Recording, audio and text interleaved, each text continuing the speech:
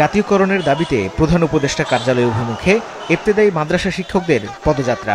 Press club থেকে TSC হয়ে শাহবাগ জাতীয় জাদুঘরের সামনে আসতেই বাধা পুলিশের। শুরু হয় ধস্তাধস্তি।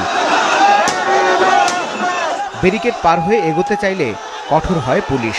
ছত্রভঙ্গ করতে চলে জলকামান ও সাউন্ড গ্রেনেড। তাতেও ঠাঁই দাঁড়িয়েছিলেন অনেক আন্দোলনকারী। কেউ কেউ শুয়ে পড়েন রাস্তায়। এক পর্যায়ে ওই শিক্ষকদের উপর লাঠিচার্জ করলে আহত হন অনেকে।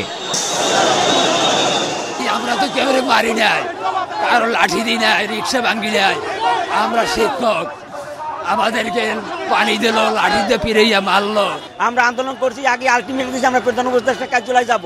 আমরা এই পর্যন্ত আসছি, আমাদের গুল্লি করা, পানি দেওয়া, আমাকে হেস্তনস্ত করে ফেলাইছে। যেভাবে মারছে অনেকের মাথা ফাটি গেছে ভাই। শিক্ষকের গায়ে অনেক লাঠিচার্জ করছে, আমাদের শিক্ষকের গায়ে কেন পুলিশ হাত দিবে? প্রাইমারি শিক্ষকরা 40,000 টাকা বেতন পায়, আর আমার মাত্র 1500। মাদ্রাসায় 3300, প্রধান শিক্ষকের 3500 টাকা বেতন করেছে। 1 তারিখ থেকে 17 তারিখ পর্যন্ত এই মাঠে শুয়েছিলাম। আজকে 8 দিন শুয়ে আছি, কিন্তু সরকার থেকে কোনো খোঁজ খবর আমাদের এখন পর্যন্ত নেওয়া হয়নি। 39 বছর পর্যন্ত আমাদেরকে কোন সরকার শুধু আশ্বাস দেয়। প্রেস ক্লাবে আসতে আসতে আমরা হয়রান হয়ে গেছি শিক্ষকরা। অন্য কোথাও যে চাকরি করব, আমাদের বয়স নাই, এখন আমাদের বাধ্য হয়ে এখানে আমাদের শিক্ষকতা করতে হয়। প্রাইমারি লেভেলের মাদ্রাসা 1 টাকা কামা করে দেয় না, আমরা খালি পেটে স্কুলে পড়াই। প্রয়োজনে সমস্ত শিক্ষক ঢাকায় ডাকবো। আমাদের যে সকল শিক্ষার্থী আছে তাদেরকে নিয়ে আমরা ঢাকার রাজপথে অবস্থান করব, যতক্ষণ পর্যন্ত আমাদের দাবি মেনে নেওয়া না হবে।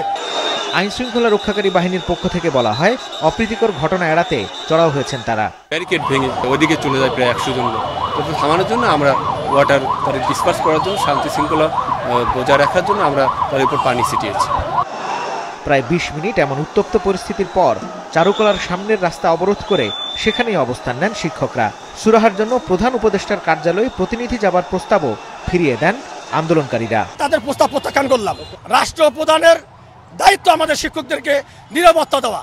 রাষ্ট্রপ্রধানের দায়িত্ব ছিল আগেই আমাদের শিক্ষকদেরকে দাবি মেনে তাদেরকে শিক্ষক প্রতিষ্ঠানে ফেরত দেওয়া, কিন্তু সেখানে রাষ্ট্রযোগ্য দায়িত্ব পালন করে নাই। পুলিশ বাহিনীতে পিটানো হয়েছে। আমাদের শিক্ষকদের সামনেই অবস্থায় এখানে আসেই সরকারের ঘোষণা দিয়ে আমাদের শিক্ষকদের ফেরত ব্যবস্থা করবে। আর যে সকল শিক্ষক আহত হয়েছে, মেডিকেল আছে, তাদের চিকিৎসার ব্যবস্থা রাষ্ট্রের নিতে হবে, সরকারের করতে হবে।